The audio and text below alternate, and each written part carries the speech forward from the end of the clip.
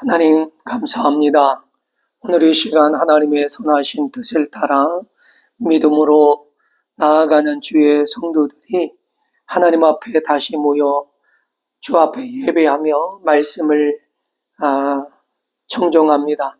이 시간 주님 친히 말씀해 주시고 하나님의 진리를 따라 우리의 삶을 바르게 세우도록 역사하여 주시옵소서. 주의 선하심을 믿고 의지합니다. 부족한 종의 말씀을 들고 서사오니 종의 죄와 허물은 십자가에 감추시고 하나님의 진리의 말씀만 바르게 증거되게 하옵소서. 예수님의 이름으로 기도합니다. 아멘. 할렐루야. 네, 반갑습니다. 주님의 은혜와 사랑이 여러분의 삶 속에 늘 함께 하시기를 주님의 이름으로 축복합니다. 오늘 우리가 함께 나누는 말씀은 지난주의 말씀에 이어서 사도 요한이 우리에게 가르쳐주고 있는 올바른 신앙에 관한 두 번째 말씀을 나누겠습니다. 그리스도의 교훈 안에 거하라라는 말씀인데요. 우리는 개혁주의 신학과 신앙을 추구하는 그런 개혁교회에 속한 성도들입니다.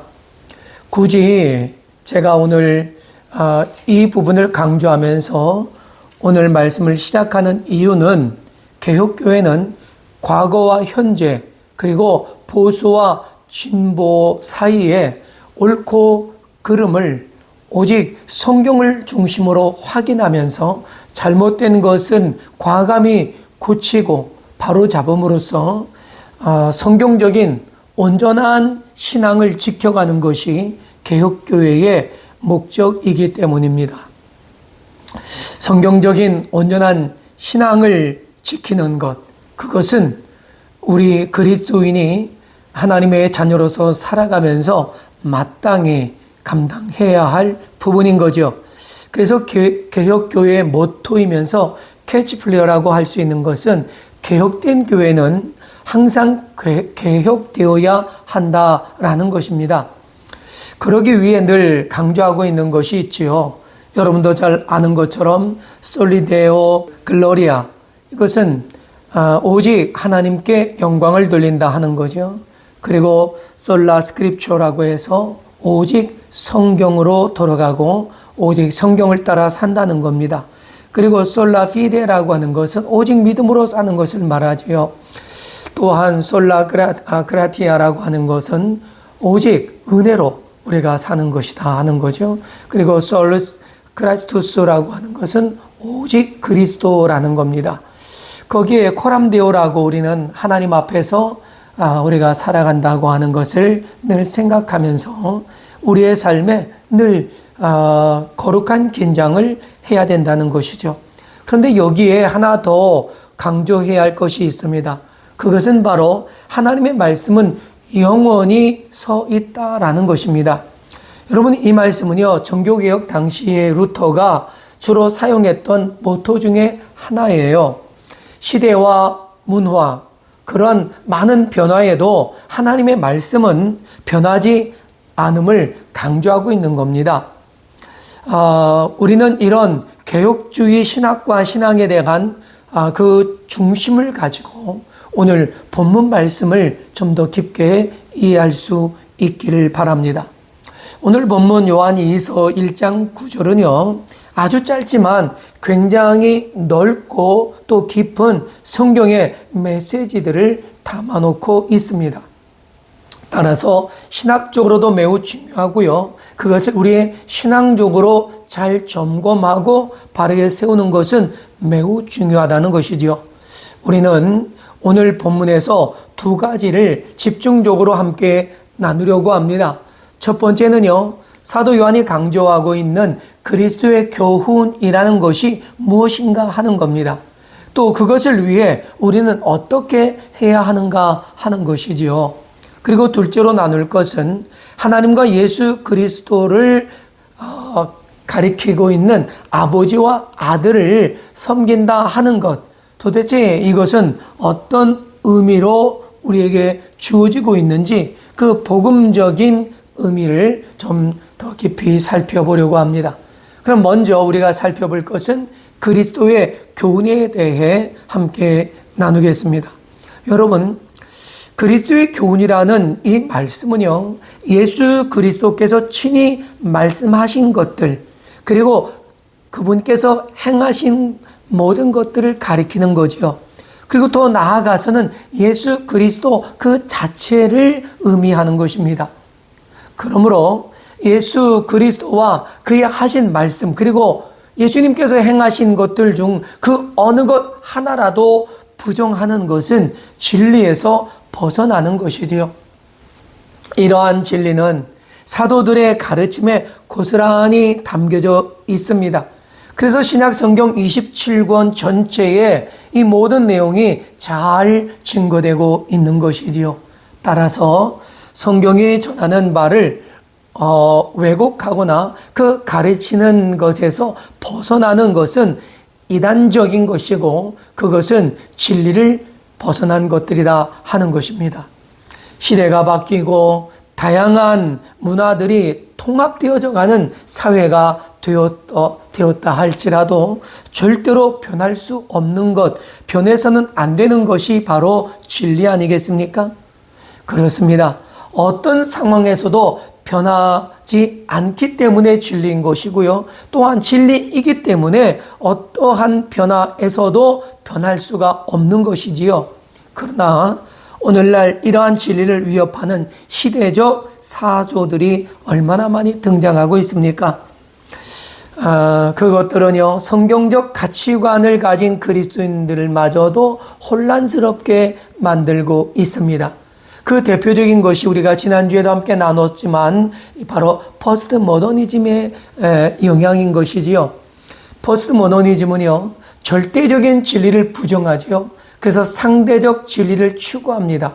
그러니까 예전의 진리는 시대에 뒤떨어지고 낡은 것이라고 취급해 버리려고 합니다. 그래서 새로운 시대에는 그 시대에 맞는 새로운 기존의 질서가 또 거기에 맞는 진리가 필요하다고 주장하는 거예요. 이런 영향은요, 이미 우리가 살고 있는 이 사회 속에는 굉장히 깊숙이 젖어들어 있을 뿐 아니라 심지어 교회 안에서도 많은 영향을 끼치고 있다는 겁니다. 현대의 사람들은요, 새로운 것에 매우 열광적이에요. 왜 사람들은 그렇게 새로운 것에 집착해야 할까요?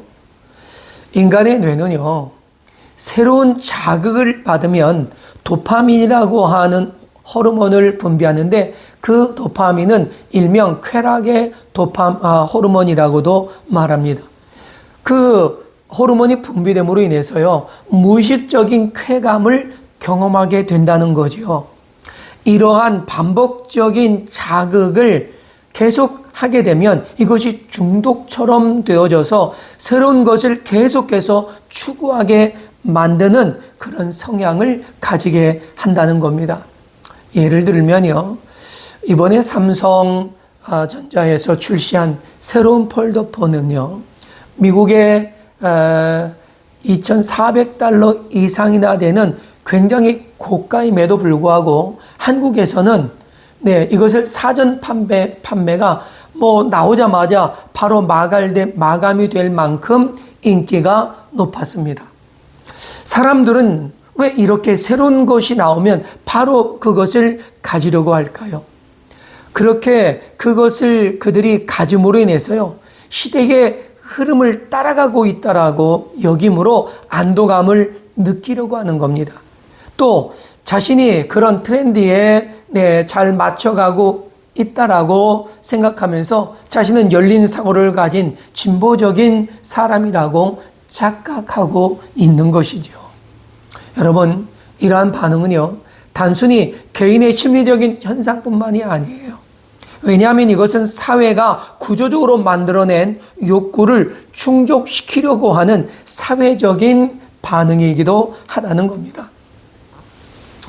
여러분, 사회와 문화 그리고 문명의 콘텐츠가 급속도로 다변화하는 이 불안정한 시대 속에서 사람들은요, 새로운 것에 열광하면서 본능적인 쾌감을 얻고자 한다는 거지요. 그렇게 늘 더 새로운 것을 추구하면서 그것을 발견하고 그것을 또 적응할 때마다 그들은 일시적인 만족을 가지게 되는 겁니다. 하지만 디모데후서 3장 7절의 말씀은요, 우리가 항상 배우나 끝내 진리의 지식에 이를 수 없다라고 말합니다. 그러니까 세상에 아무리 새로운 것들을 우리가 많이 접한다 할지라도 반드시 우리가 가지고 있어야 할 진리에 이르는 것이 아니다 하는 것입니다. 왜 그럴까요? 진리는 오직 성경을 통해서만 우리에게 주어지기 때문인 것입니다. 자극적인 정보를 따라 쾌락을 추구하는 가운데 진리는 점점 더 지루하게 느껴지는 시대가 바로 이 시대 아니겠습니까? 진리에 대한 신앙은 점점 콘텐츠나 이런 것들에 의해서 덮여지고 있다는 거죠. 그 결과 많은 성도들마저 말씀보다는 어떤 콘텐츠를 찾아가는 그런 경향을 보입니다. 그래서 경건보다는 그 시대의 트렌드를 더 쫓아가는 거죠.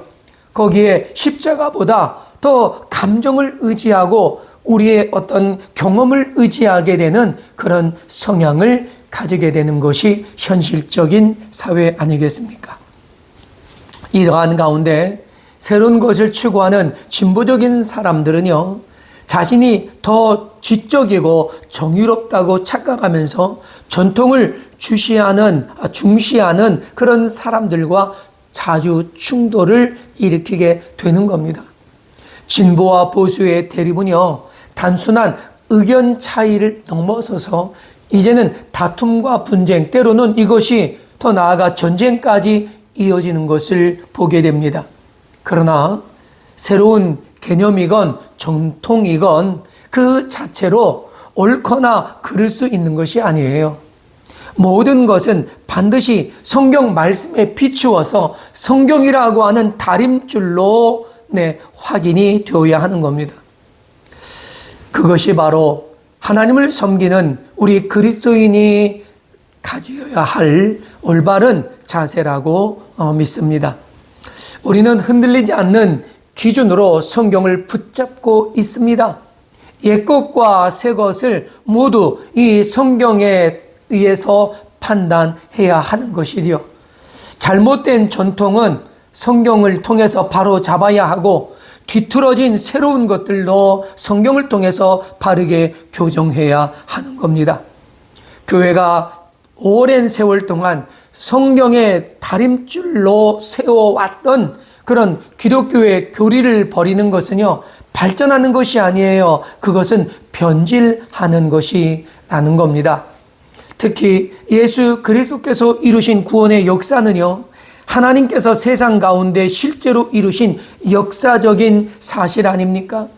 하나님께서 선택하신 한 여인에게 성령으로 잉태하게 하심으로 사람의 몸을 입고 이 땅에 성육신으로 오셨습니다.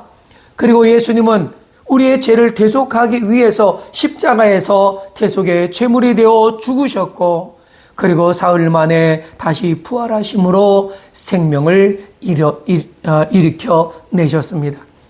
그래서 누구든지 그 예수 그리스도를 믿는 자는 죄와 사망에서 구원을 받고 영생을 선물로 받는다는 것이죠. 이 복음의 사실 중 단 한 부분이라도 부인한다는 것은요, 그것은 오늘 본문이 말하고 있는 그리스도의 교훈 안에 거하는 것이 아니다 하는 겁니다. 우리가 그리스도의 교훈 안에 거한다는 것은요, 그러면 어떤 것을 의미할까 하는 겁니다. 그럼 몇 가지로 정리해서 간략하게 함께 나누겠습니다. 첫 번째는요, 성경이 완전하다는 것이죠. 그래서 성경의 충분성과 그 권위, 여기에 우리는 철저하게 복종할 수 있어야 한다 하는 겁니다. 여러분, 개혁주의 신앙은요, 성경을 하나님의 무오한 말씀으로 믿습니다. 따라서 신앙과 삶의 유일한 규범이 성경이라는 것이죠.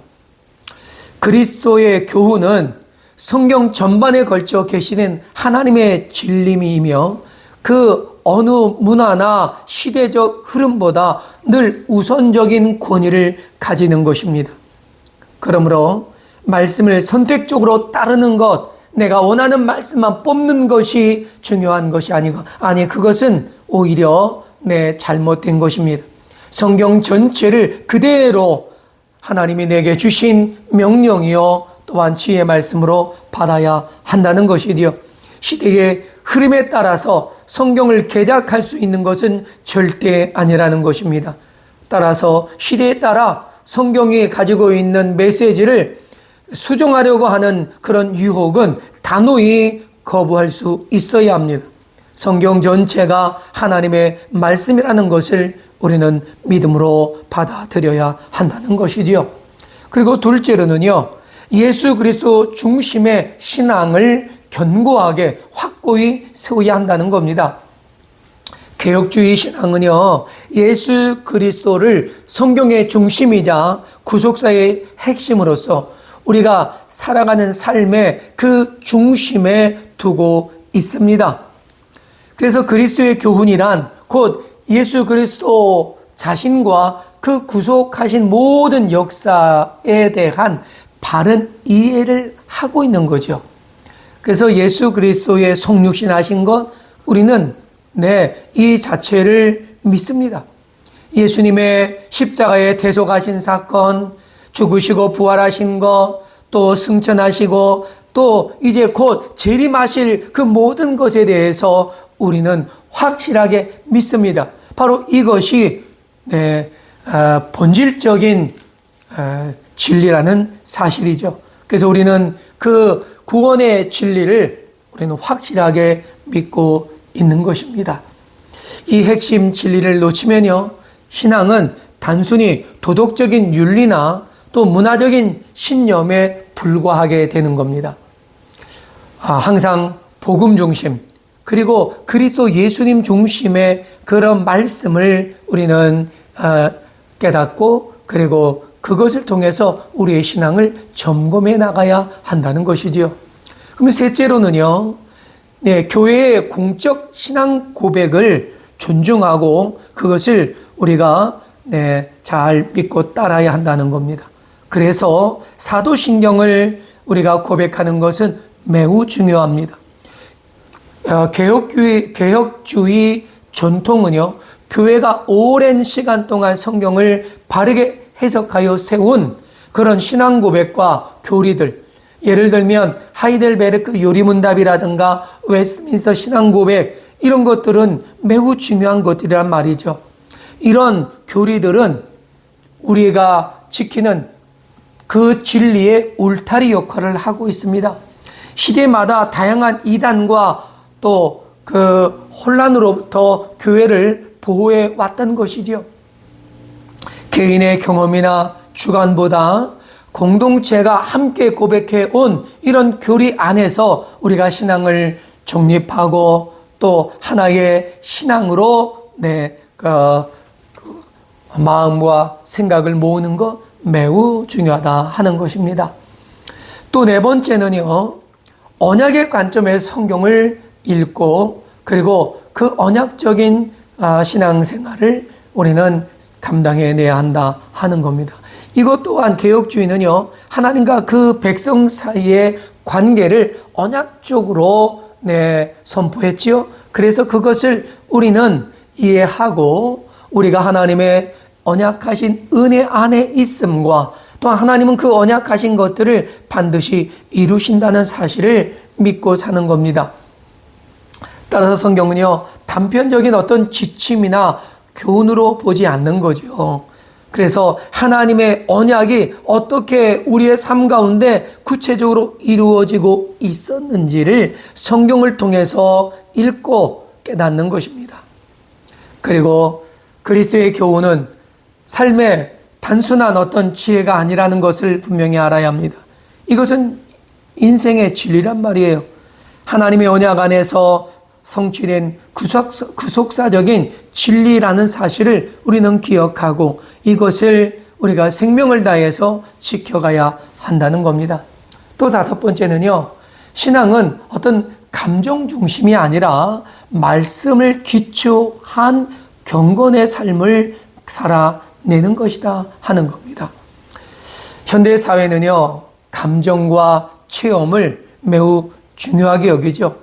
그래서 감정적 체험이나 자극을 어떤 신앙의 중심에 두려는 그런 경향이 있습니다. 그래서 자신이 원하고 자신의 마음에 드는 것이 좋은 것이다라고 착각하지요. 그런데 진리는 내 마음에 들고 안 들고가 중요하지 않습니다. 그 진리 자체가 우리가 반드시 지켜야 할 기준이 되는 것이지요. 개혁주의의 진정한 신앙은요, 말씀의 뿌리를 내린 경건한 삶을 이루는 것입니다. 감정은 신앙의 결과일 수도 있지만 기준은 될 수 없다 하는 겁니다. 그래서 우리가 신앙생활하면서 기쁨이 있고 어떤 열정이 일어나는데 그것 자체가요, 우리는 말씀을 통한, 그리고 말씀에 기준한 것이 되어야 한다 하는 겁니다. 예배하는 거, 기도하는 거, 말씀을 묵상하는 것, 또한 교회에서 세례식이나 또 성례식을 행하는 이 모든 것을 통해서 우리는 하나님의 은혜 안에 사는 그리스도인의 경건과 또한 하나님의 그 은혜가 우리의 삶에 어떻게 주어지고 있는지를 우리는 말씀을 기초해서 분명하게 알아야 한다 하는 거죠. 그리스도의 교훈에 머문다는 것은 바로 이처럼 말씀 안에서 삶 전체가 다듬어져 가면서 말씀으로 아름답게 열매를 맺어가는 겁니다. 그리고 또한 6번째는요, 문화 속에서도 진리를 분별할 수 있어야 한다는 겁니다. 우리는 여러 가지 다양한 문화 속에 살아가고 있습니다. 그래서 이 시대는 문화의 홍수 시대이기도 하지요. 그런데 개혁주의 신학은요, 이런 세상을 도피하지 않아요. 다양한 문화 속에서 우리는 진리를 분별하고 그리고 진리에서 벗어난 문화를 다시 진리 안으로 변화시켜서 가져가는 기독교 문화로 만들어 가야 하는 것입니다. 그런데 포스트모더니즘은요, 어때요? 상대주의적인 그런 세계관이 지배하는 그런 그 세계관 아닙니까? 따라서 그리스도인은요, 하나님의 절대 진리 안에 서 있기 때문에 이런 포스트모더니즘과는 우리가 어떤 조화를 이뤄내기 어려운 것입니다. 동시에 문화와 기술, 예술 등 현대 그 문명을 하나님이 주도하시는 그 주권 아래서 우리는 바라볼 수 있어야 합니다. 그래서 이 시대의 문화와 이런 문명들이요, 걸러내지 않으면 안 된단 말이죠. 하나님의 말씀, 성경적인 가치관을 통해서 우리가 걸러낼 줄 알아야 하는 겁니다. 그래서 이 시대의 문화를 우리는 기독교 문화로 다시 거듭나게 해서 우리가 함께 누릴 수 있어야 하겠다 하는 것입니다. 따라서 진리의 다림줄로 옛것과 새것들 가운데 하나님의 진리를 찾아 바르게 세워가는 것을 말합니다. 끝으로 7번째는요, 교회 공동체, 이 공동체가 가지고 있는 권위를 우리는 인정하고 그 안에서 서로의 신앙을 완성해 가야 한다 하는 겁니다. 여러분, 그리스도의 교훈은요, 개인적으로는 사실 결코 쉽게 성취할 수가 없습니다. 따라서 개혁주의는 교회 공동체 안에서 그 신앙 성장을 강조하고 있습니다. 하나님은 말씀과 성례 이런 모든 것들을 통해서 우리에게 이런 바른 신앙을 세워가도록 한다는 거지요. 개인의 신앙 경험이나 또 독립적인 신앙 생활이 아니라 말씀 중심의 공동체에 뿌리를 두고, 그래서 우리가 서로가 말씀 안에서 잘 다듬어질 수 있어야 한다는 것이죠. 이러한 것들을 우리가 우리의 실제 삶의 기준에서 살펴보고, 그리고 좀 더 건강하고 그리고 성경적인 온전한 신앙이 무엇인가를 우리는 분별하고 그리고 만들어가는 그런 신실한 그리스도인이 되어야 한다는 것입니다. 이것이 바로 그리스도의 교훈 안에 머물 수 있는 것이지요.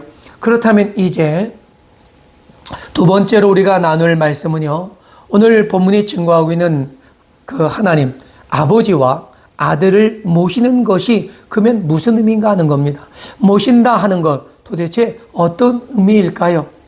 이것은요, 우리가 왜 그리스도의 교훈 안에 거야 하는가 하는 그 분명한 이유를 우리에게 말씀해 주고 있는 것인데요.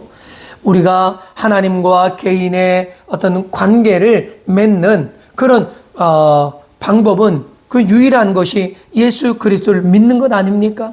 그래서 우리는 예수 그리스도를 믿음으로 하나님과 관계를 맺는 것이죠. 예수 그리스도에 대한 성경적인 증거를 그 어느 것 하나 부인한다면요, 그것은 예수 그리스도를 믿는 게 아니란 말이에요. 특히 초대교회에서 가장 큰 문제였던 예수님이 육체로 오신 것을 부정하는 이 영주주의자들의 주장하는 것은요, 예수 그리스도를 믿는 믿음이 아니었다 하는 것입니다. 예수 그리스도의 성육신을 부인하는 사람은 예수 그리스도께서 세상에 오신 목적과 또 하나님께서 이루신 구원에 대한 공의와 사랑에 대해서 결코 이해하지 못하는 것입니다. 예수 그리스도께서 성육신으로 오셔야만 이 모든 것을 완전하게 이루시는 그런 기반을 이룬 것이기 때문이죠. 따라서 성육신은 우리에게 주신 하나님의 특별한 은혜였습니다. 그런데 이것을 믿지 못한다는 것은 결국 예수 그리스도도 믿지 못하는 결과란 말이죠. 우리는 삼위일체의 신비로움에 대해서는 정확하게 이해하지 못합니다. 삼위일체, 곧 이것은 하나님의 존재 방식이거든요. 그래서 삼위일체는 신비로움 속에 있습니다. 그러니 우리가 정확하게 이해하지 못하는 거죠. 우리 같이 어떤 시공간의 장애나 또 관계적인 이해의 한계에 있는 우리의 환경에서는요, 결코 이 삼위일체라는 신적 범주를 이해할 수가 없는 겁니다. 그러나 분명한 것은 뭐예요? 성부, 성자, 성령은 한 분이시다 하는 거죠. 하나님 안에 세 인격이 있다는 것을 우리가 무슨 수로 이해할 수가 있겠습니까? 네. 그러다 보니까 사람들이 이것저것 여러 가지 비유를 통해서 이해해 보려고 하는데요. 그런 시도 자체가 사실 위험한 거예요.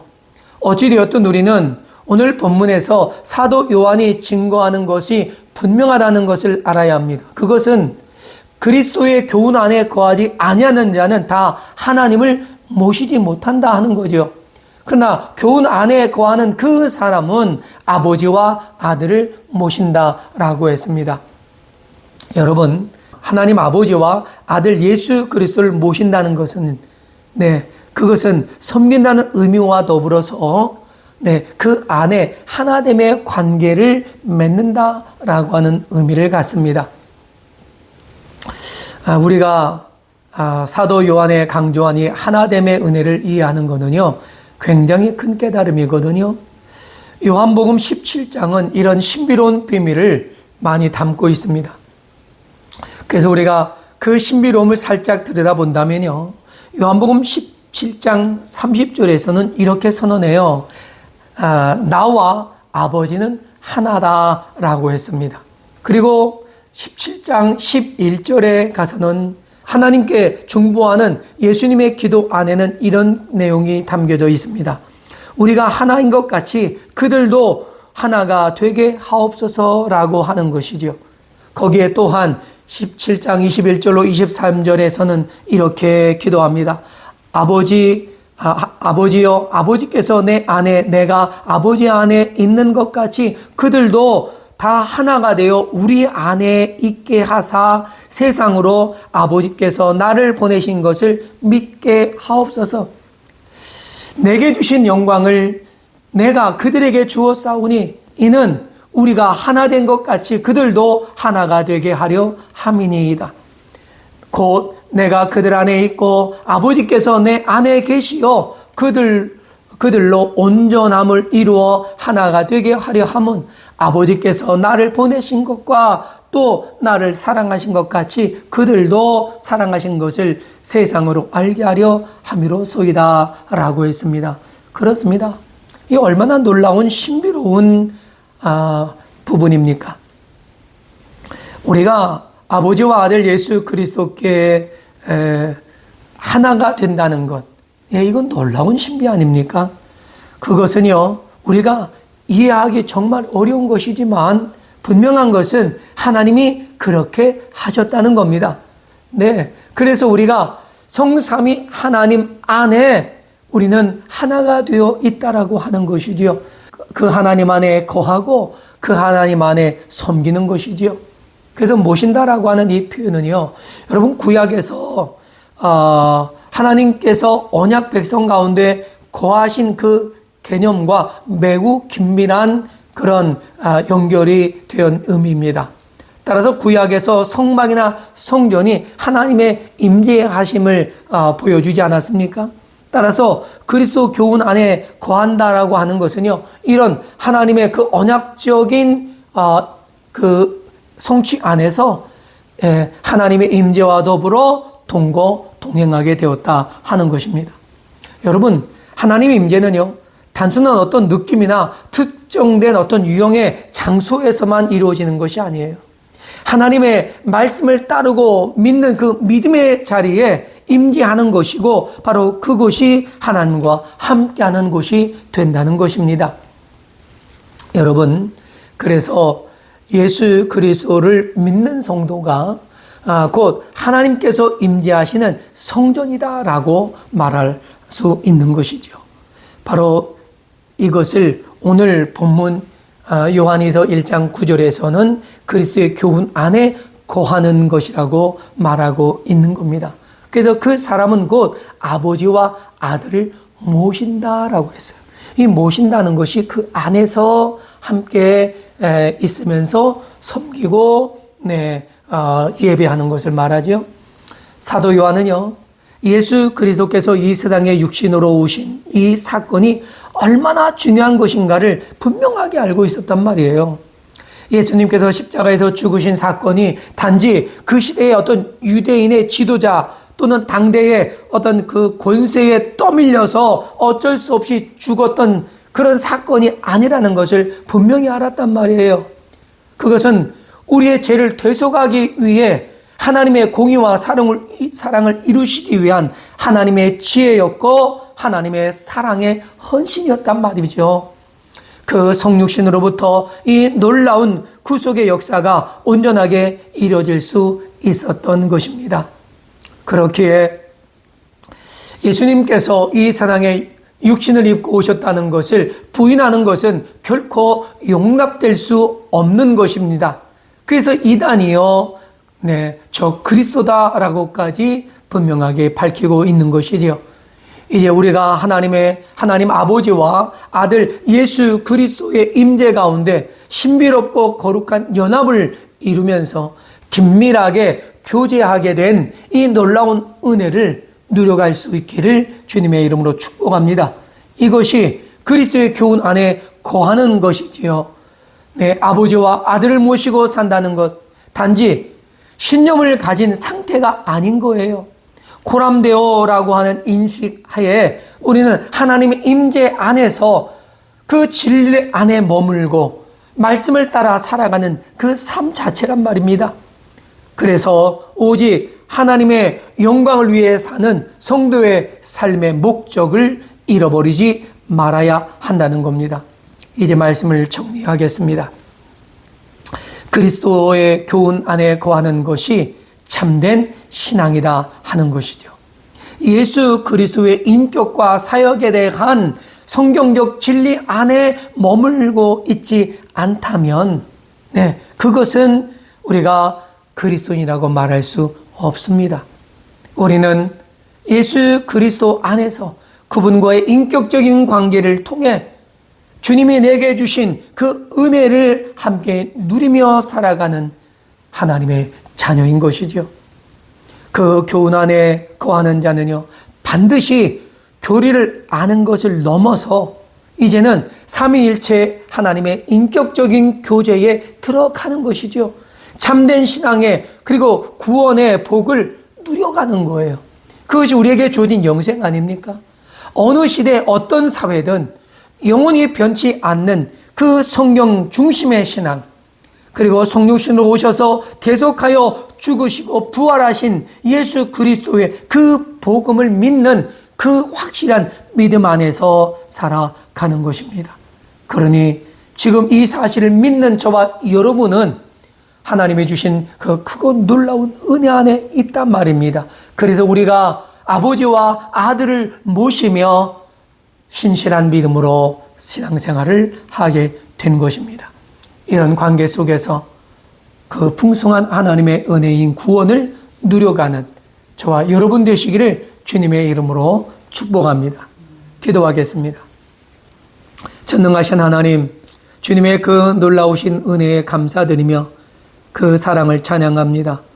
오직 그리스도의 교훈인 진리 안에 거하여 그리스도 안에서 하나님과의 친밀한 관계를 거룩하게 이루어가는 우리의 삶이 되도록 역사하여 주옵소서. 진리를 되져가며 우리의 신앙을 위협하는 세상의 소리에 귀 기울이지 않게 하시고 오직 말씀을 따라 믿음으로 승리하도록 성령께서 우리 안에 역사하여 주옵소서. 오늘도 우리를 구원하신 우리 주님 예수 그리스도의 이름으로 기도하옵나이다. 아멘.